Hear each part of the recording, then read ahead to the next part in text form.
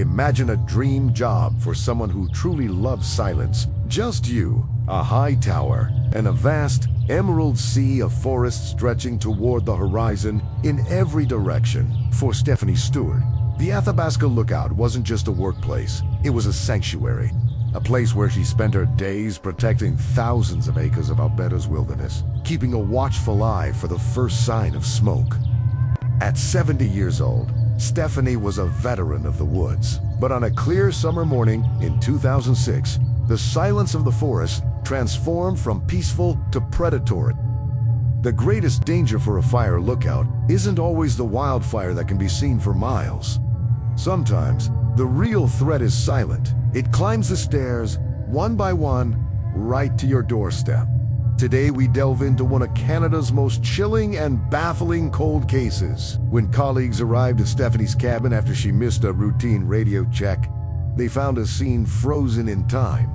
A pot of water was still boiling on the stove. Her personal belongings were untouched. Her truck was still parked outside. Everything suggested she had been right there, just seconds ago. But the cabin was empty. This is a story of a sudden disappearance that shook a nation and changed safety rules for wilderness workers forever. What really happened at the Athabasca Lookout? And where did Stephanie Stewart go? Stephanie Stewart wasn't your typical 70-year-old. She was vibrant, fiercely independent, and in peak physical condition. In late August 2006, she was finishing another season at the Athabasca Lookout Tower, located just north of Hinton. It's a place where the wind is the only thing you hear for days, and the nearest help is miles away. On the evening of August 25th, everything seemed perfectly routine. Stephanie spoke with her daughter over the phone, discussing her plans and the quiet beauty of the summer ending. There was no tremor in her voice, no mention of strange visitors or uneasy feelings. It was a normal Friday night in the wilderness. Stephanie hung up the phone, likely looking forward to her morning coffee and the sunrise over the Rockies. In the world of fire lookouts, communication is life. Every morning at 8 a.m., a mandatory radio check-in is required. It's a simple, "I'm here, I'm safe."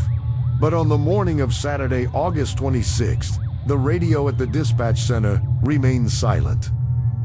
No voice came through the static. They called her name again and again, but only the crackle of the airwaves answered. Stephanie Stewart, for the first time in years, had missed her call. Concerned, a colleague from a nearby station was dispatched to check on her. But when he arrived, a heavy sense of dread took over.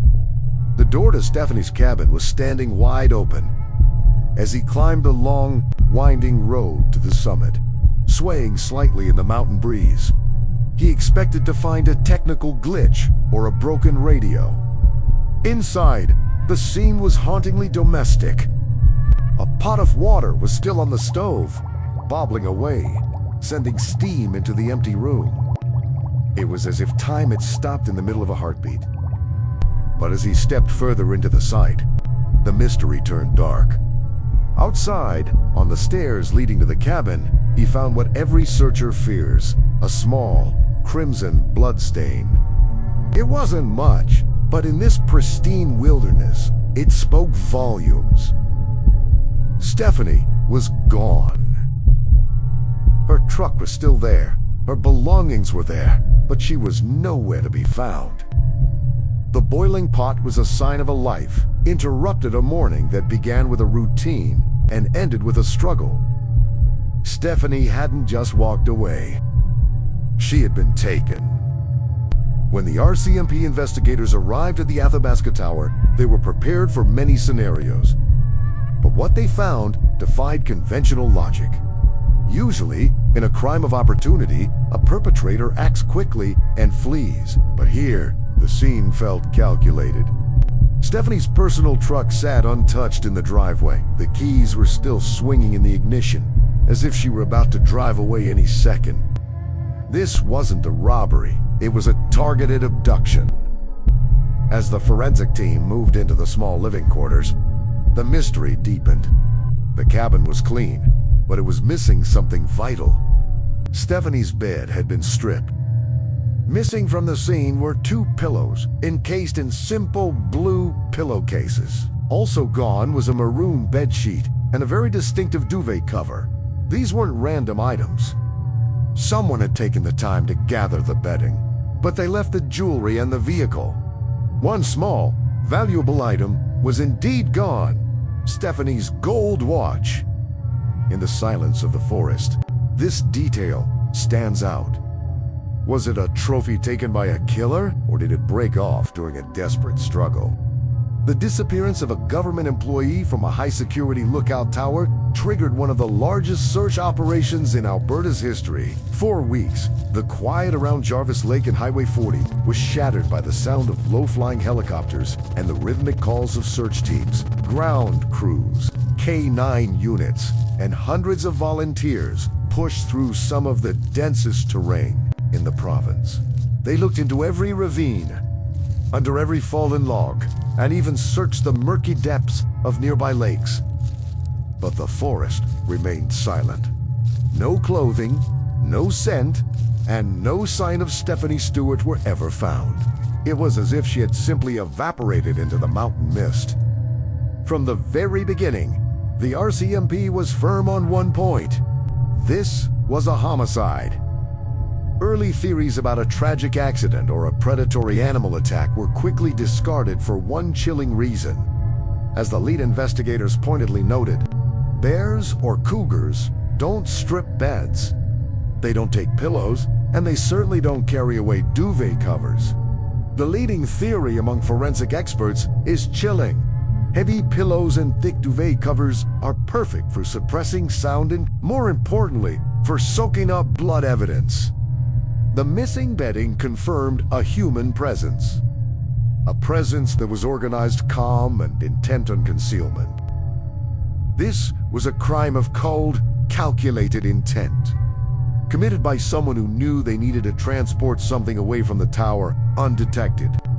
This leads us to the accidental guess theory. The Athabasca Tower, while remote, was accessible by a gravel road and was a known spot for local hikers. Could a random visitor have climbed those stairs that morning? Perhaps someone who appeared friendly at first. An accidental guest who found Stephanie alone and realized how vulnerable she truly was. But some look at a darker possibility: the serial killer theory. Alberta's lonely highways have been the backdrop for many unsolved disappearances over the decades. Could Stephanie have been the victim of a predator who stalks the remote regions of the north? Someone who knows the patterns of the forest workers and the gaps in their communication. Nearly 20 years have slipped away since that quiet August morning, and yet the mystery of the Athabasca Lookout remains as frozen and impenetrable as the winter mountain peaks. Every year, when the snow melts and the new season of fire lookouts begins, the memory of Stephanie Stewart returns. A reward of $20,000 is still officially offered for any information that could lead to her, or to the person responsible for her disappearance. Stephanie's disappearance didn't just leave a hole in her family's life. It fundamentally changed the way Canada protects those who watch over its wilderness. Before 2006, fire lookouts were seen as the ultimate symbol of peaceful isolation. Today, that isolation is strictly monitored. Her tragedy led to an overhaul of safety protocols, enhanced satellite communication, mandatory check-ins multiple times a day, and reinforced security for the remote cabins. But what do you believe? Does the missing bedding suggest a professional who knew how to scrub a crime scene, or was it a panicked decision by a random intruder? We want to hear your theories in the comments below. Every perspective matters in keeping these cold cases alive. Please like and subscribe for more videos.